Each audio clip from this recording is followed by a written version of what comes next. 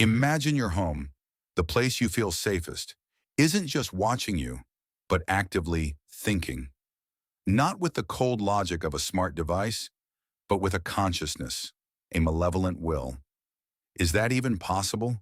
Or are some of the most chilling reports of haunted houses not about lingering spirits, but about the very structure itself waking up, becoming a living, breathing, and terrifying entity?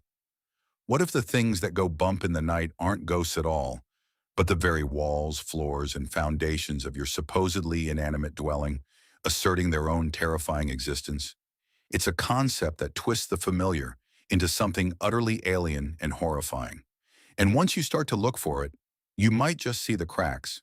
To truly grasp the unsettling nature of sentient homes, we first need to shed the preconceived notions of what constitutes a haunting.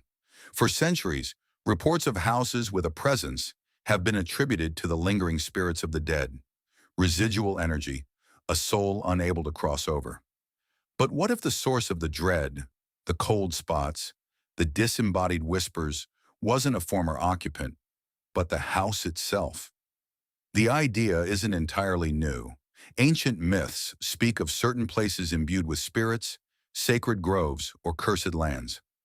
Architects like Christopher Alexander famously wrote about how buildings can have life, a sense of belonging, a positive energy, hinting at an almost organic quality.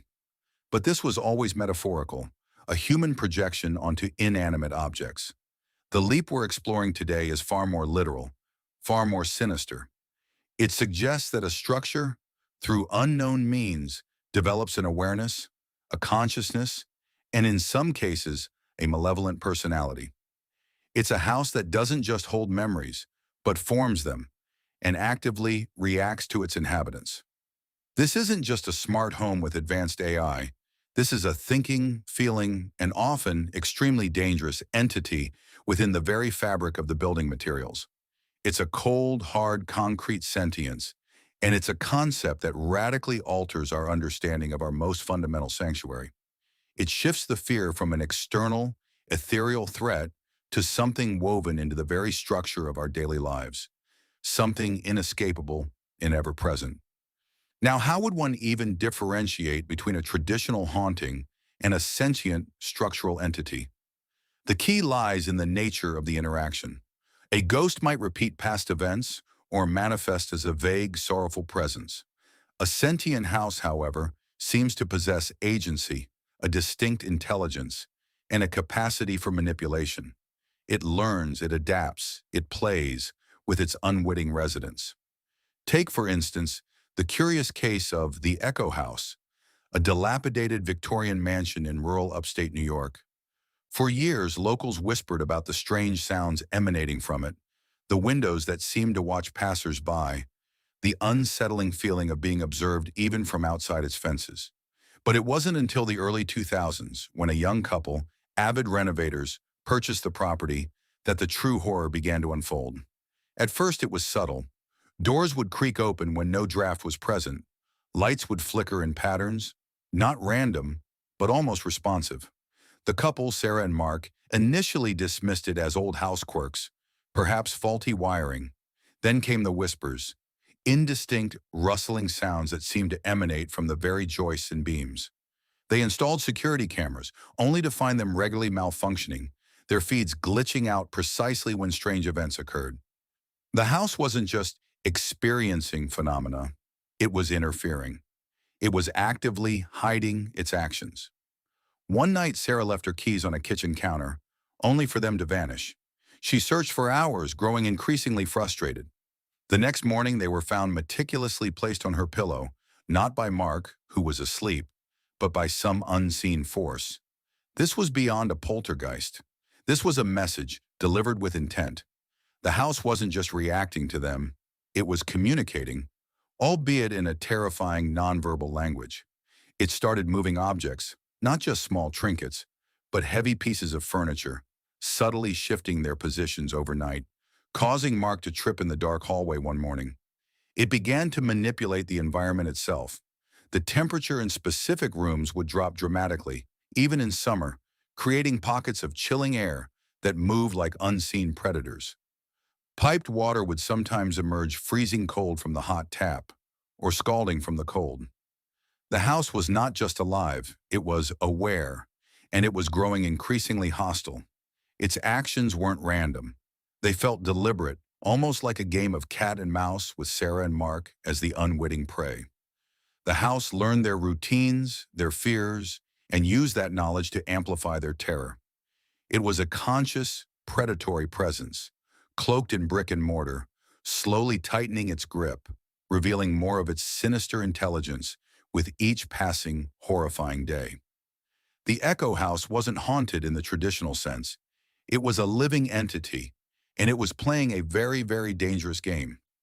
The climax of the Echo House's malevolence came during a particularly isolated winter storm. Snow had piled high, trapping Sarah and Mark inside with the entity they now fully believed the house to be. The manipulation escalated beyond objects and temperature. The house began creating auditory hallucinations directly targeted at them. Mark would hear Sarah calling his name from another room, only to find her asleep beside him. Sarah would hear her deceased mother's voice, whispering long-forgotten nursery rhymes from the walls. The intent was clear: to sow discord, to isolate them, to drive them to the brink of insanity. The house was not merely observing, it was actively, psychologically torturing them.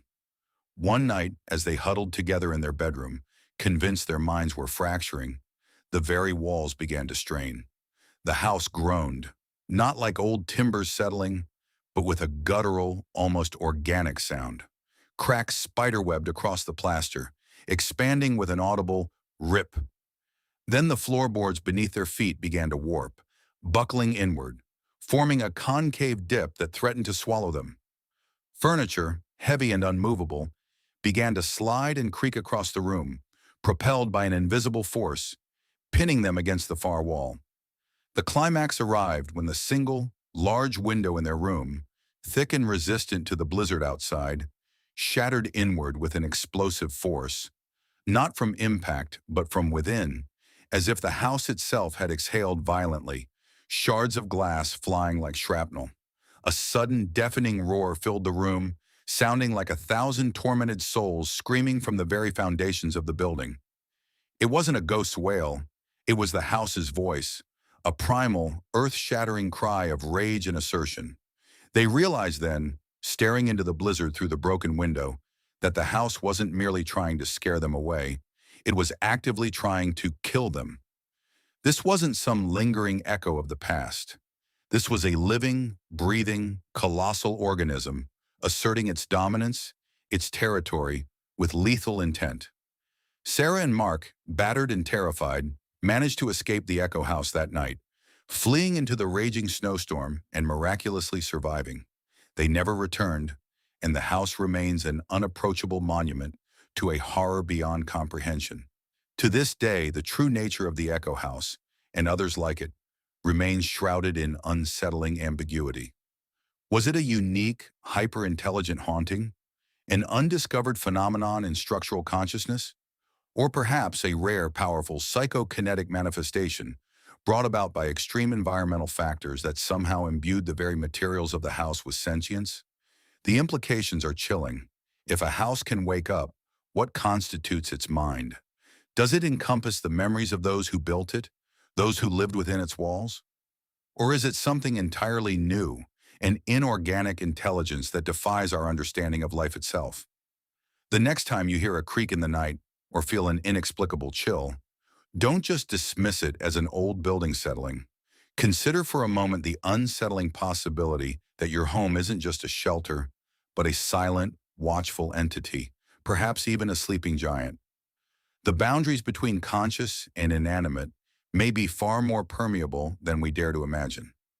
If you found this dive into the dark consciousness of architecture unsettling, then be sure to check out our next video, where we explore the disturbing history of so-called cursed objects and whether they truly possess malevolent wills of their own.